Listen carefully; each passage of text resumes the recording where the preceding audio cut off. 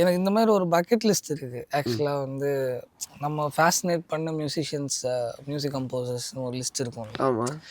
Obviously அதில் எல்லாருக்குமே வந்து எல்லாருமே இருப்பாங்க. ரஹ்மான் சார் இருப்பாங்க, ராஜா சார் இருப்பாங்க. எங்களுக்குமே அதே தான். ராஜா சார், ரஹ்மான் சார், அது மாதிரி ஒரு 5, 6 டேரக்டர் இருப்பாங்கள்ல. அதில் ஒவ்வொரு டிக்காக போட்டுகிட்டே வருவோம் நாங்கள்.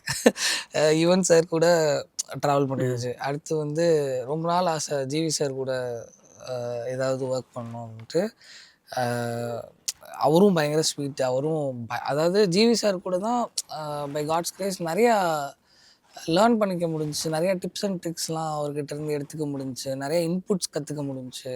சிவப்பு மஞ்சள் பச்சை வந்து நான் அவரை லைக் மீட் பண்ணவே இல்லை.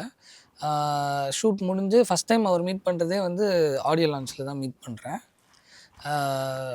லைக் அவர் வந்து ஆடியோ லான்ச்சுக்கு நான் மீட் பண்ணுறதுக்கு முன்னாடியே டேரக்டர்கிட்ட சொல்லி விடுவார். இந்த மாதிரி சாங் சூப்பராக இருக்குன்னு சொல்லுங்கள் சித்துகிட்ட, எனக்கு இந்த சாங் உசிரே ரொம்ப பிடிக்கும். இப்படி நிறைய லைக் கமெண்ட்ஸ் வந்து கொடுத்து தென் மீட் பண்ண டைமில் வந்து சித்து சூப்பராக பண்ணுறீங்கன்னு சொல்லி அந்த என்கரேஜ்மெண்ட்டை